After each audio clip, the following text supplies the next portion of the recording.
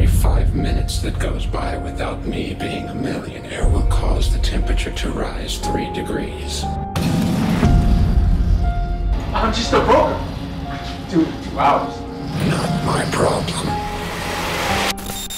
तो मूवी की शुरुआत होती है एक बंद कमरे में, जहाँ रायन नाम का एक शख्स जंजीरों से बंधा हुआ था और हर गुजरते मिनट के साथ उसके मरने के चांसेस और भी तगड़े होते जा रहे थे, क्योंकि वो कमरा बहुत ही जल्द उसकी मौत की वजह बनने वाला था। और थोड़ी देर बाद रायन को होश आता है और वो खुद को जंजीरों से आजाद करके डोर को खोलने की बहुत कोशिश करता है, पर डोर लॉक्ड था। और अब रायन उस रूम में एक छोटी सी खिड़की को देखता है, जिसे वो तोड़ने की बहुत कोशिश करता है, पर वो बहुत ही मजबूत थी और रायन को उस खिड़की से बाहर कुछ दिख भी नहीं रहा होता। और अब रायन बहुत ही डर चुका था और उसे पता नहीं था कि यहाँ से बचकर कैसे बाहर निकला जाए। और ठीक तभी रायन का फोन बजता है और उसे अपने दोस्त ब्रूस की आवाज सुनाई देती है, जो कि दर्द से बहुत ही चिल्ला रहा होता है, क्योंकि ब्रूस भी ऐसे ही एक कमरे में बंद था और उस कमरे का टेम्परेचर बहुत ही तेजी से जानलेवा लेवल तक बढ़ चुका था। और आखिरकार ब्रूस की आवाज हवाओं में कहीं खो जाती है और ठीक तभी रायन को एक रहस्यमयी आवाज सुनाई देती है, जो कि उस किडनैपर की थी। और वो किडनैपर रायन को सिर्फ 1 मिनट का वक्त देता है उसके पहले सवाल का जवाब देने के लिए।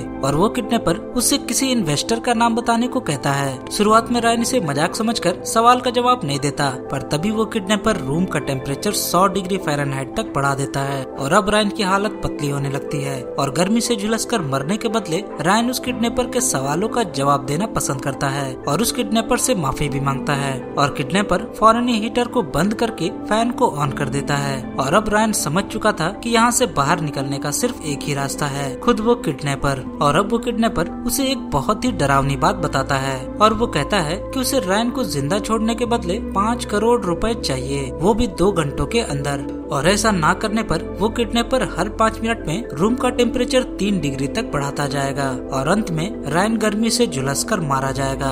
इतना सुनते ही रायन किडनैपर्स के सामने गिड़गिड़ाने लगता है और कहता है कि वो तो बस एक छोटा मोटा ब्रोकर है और उसके पास इतने पैसे नहीं हैं, और तो और उसके ऊपर कई सारे लोन्स ऑलरेडी चल रहे हैं। और प्रूफ के लिए वो अपनी वाइफ की फोटो भी दिखाता है, पर वो किडनैपर कहता है कि हम तुम्हारे बारे में तुमसे ज्यादा जानते हैं। रायन यहाँ समझ चुका था कि किडनैपर चाहता ही नहीं है कि वो यहाँ से बाहर निकले, क्योंकि वो कितनी भी कोशिश कर ले वो 5 करोड़ रुपए 2 घंटों में जमा नहीं कर सकता।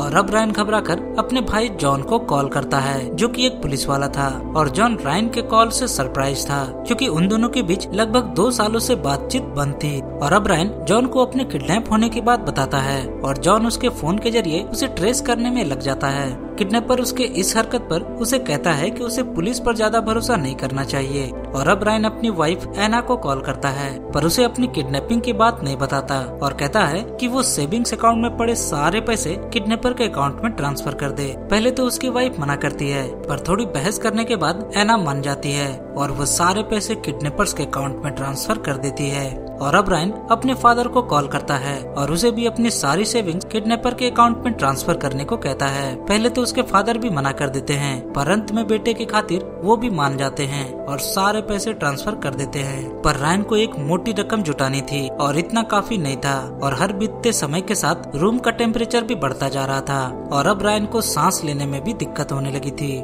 थोड़ी देर बाद रायन फिर से अपने भाई जॉन को कॉल करता है और उसे पैसों की बात कहता है, पर जॉन उससे कहता है कि पैसों के बारे में भूल जाओ, क्योंकि बहुत ही जल्द वो उसे छुड़ाने के लिए आ रहा है। रायन शांत रहने की कोशिश करता है और जॉन को उसकी लोकेशन एक खाली पड़े वेयर हाउस में ट्रेस होती है, पर वहाँ पहुंचकर छानबीन करने के बाद जॉन को वहाँ कुछ भी नहीं मिलता, क्योंकि रायन की फॉल्स लोकेशन जॉन को शेयर की गई थी। और इतना सुनते ही रायन शॉक रह जाता है, पर इससे भी बुरा तब होता है जब उसे पता चलता है कि उसकी वाइफ एना किचन में छुपी हुई थी, क्योंकि कुछ गुंडे उसे भी किडनैप करने के लिए आए थे।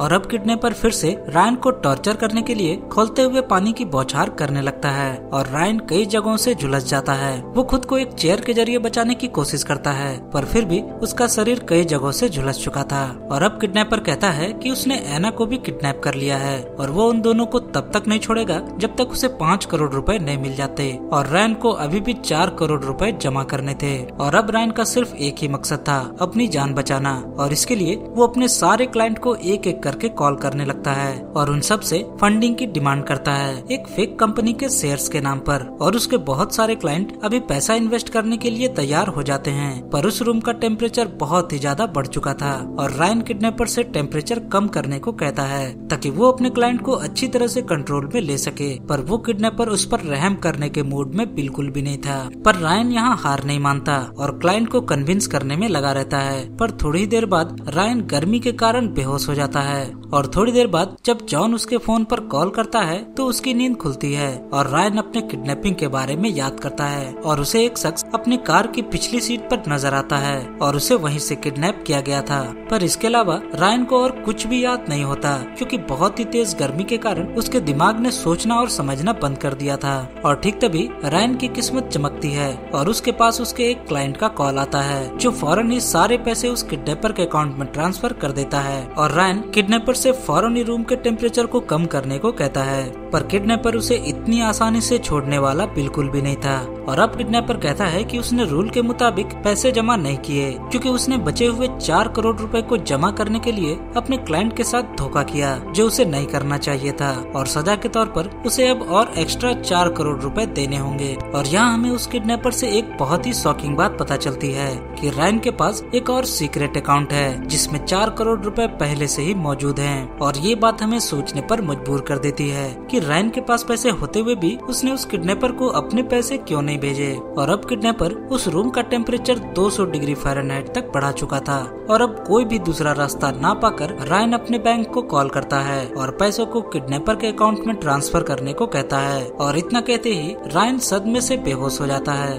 रायन के बेहोश होते ही किडनैपर हीटर को बंद करके रूम के अंदर एक पानी का बोतल और एक बॉक्स साथ में रखकर चला जाता है और अब थोड़ी देर बाद रायन को होश आता है और किडनैपर वादे के अनुसार रायन को अभी भी छोड़ने के लिए तैयार नहीं होता क्योंकि किडनैपर के मन में कुछ और ही चल रहा था। और अब किडनैपर रायन को एक पेपर में कुछ लोगों के नाम लिखकर देता है और उस पेपर में रायन के करीबी लोगों के नाम लिखे हुए थे पर उसमें एक नाम ऐसा भी था जिसके बारे में वो शायद किसी को भी बताना नहीं चाहता।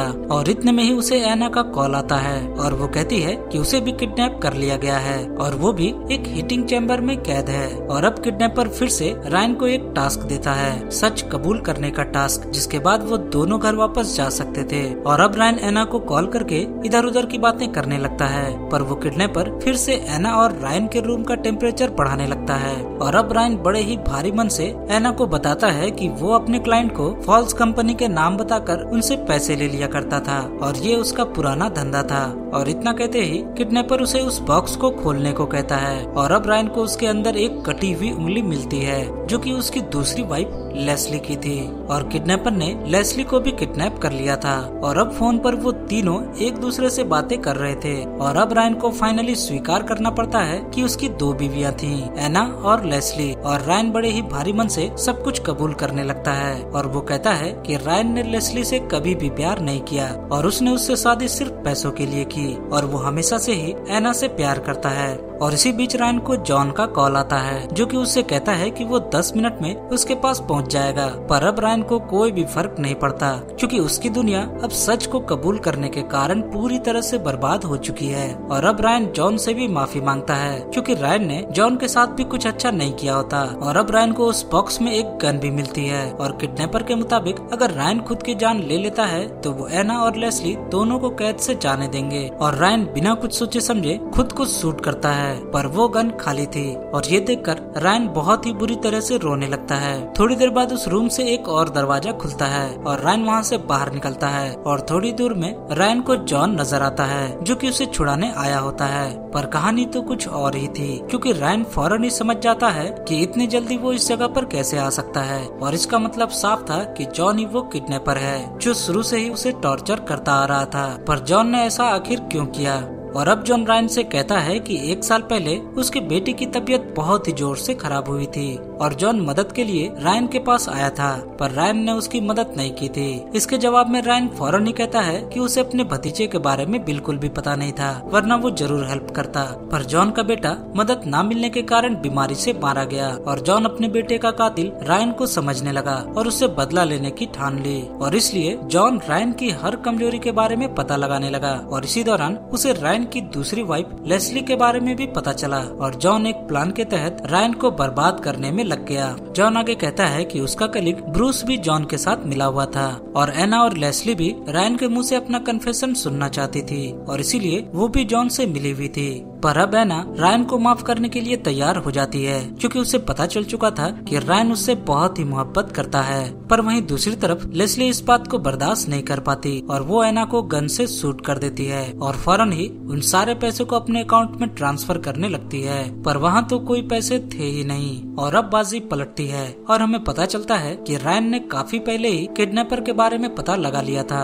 और रायन यहाँ कहता है कि उसे पहली बार शक तब हुआ जब एना रायन को खुद की किडनैपिंग के बारे में बता रही थी, जबकि रायन ने उसे अपनी किडनैपिंग के बारे में बताया ही नहीं। और रायन को लेस्ली की कटी हुई उंगली भी नकली नजर आई और इसीलिए उसने सारे पैसे बैंक वालों को ट्रांसफर करने को कह दिए, पर एक डिस्प्यूट में डालकर, जिसके कारण वो सारे पैसे फ्रीज हो गए। और अब जॉन का चेहरा पूरी तरह से उतर चुका था क्योंकि उसे एक फूटी कौड़ी भी नहीं मिली। और अब रायन गुस्से में जॉन को उसी हीटिंग चैम्बर में लेस्ली के साथ डाल देता है और वहाँ से एना को खो देने के गम में बाहर निकल जाता है। और इसी के साथ ये मूवी यहाँ खत्म हो जाती है। और मुझे लगता है कि रायन ने जॉन को पैसों की मदद न देकर गलती तो की, पर जॉन के बेटे के मौत का जिम्मेदार रायन तो हरगिज भी नहीं है। और इस बारे में आपकी क्या राय है कमेंट में जरूर बताएं। मैं मिलूंगा आपसे अगली वीडियो में, तब तक के लिए बाय बाय।